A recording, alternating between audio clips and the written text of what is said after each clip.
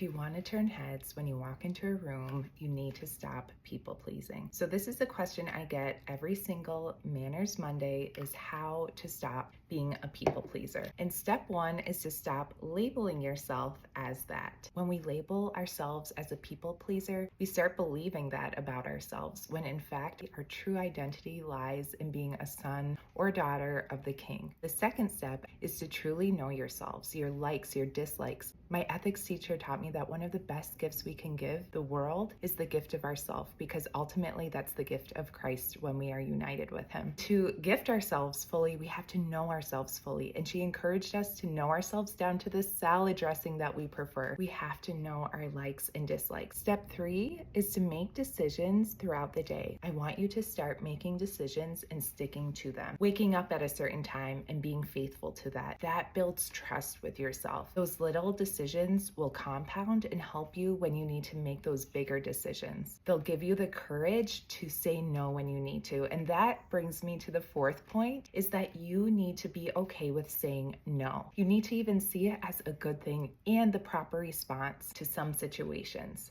Etiquette encourages us to be confident, to say no when we need to say no, and to have boundaries when we need to have boundaries. Your people pleasing is a disservice to the world. It's a disservice to your family, to yourself, to God himself. He does not want you to conform to the world or to people's opinions. No, he has gifted you with a will, with an intellect, with a beautiful mind and heart that needs to be of service to him through your decisions. The fifth thing I want you to do is to reflect why you feel like you have to please people. What is the wound there? There's always a wound before the wound, and I want you to take time to contemplate what that wound is, where you feel like you have to please people. Are you scared of being lonely, rejected? Are you fearful of not fitting in? It may have been a rejection in your childhood, a parent rejecting you or a friend rejecting you. You need to go to the roots of that and ask God for healing. The beautiful and powerful thing in this too is your no could open up for someone else's yes. People start respecting you. They respect your time, your space, your energy, your schedule. They see that you have enough self-respect to say no. Who are you trying to please in this world, and why?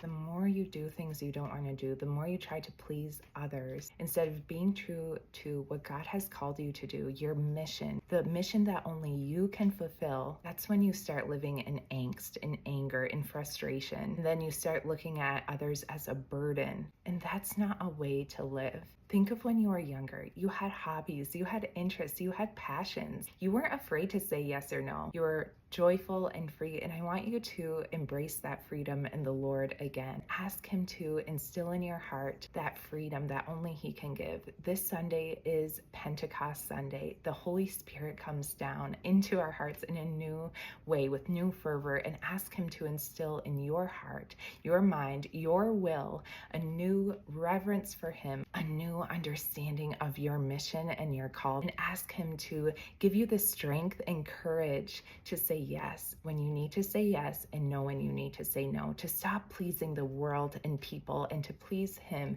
God alone. We are not meant to live passively in our life. We are the main actors in our life. If we are continuously people pleasing, we are on other people's schedules, not our own. That is denying God the stewardship of our time, the time that he has gifted us in order to gift back to him and the world. So I encourage you to stop the people pleasing, stop labeling yourself that, and give God what is his, your time. Steward your time well, and that is all about pleasing him, not others.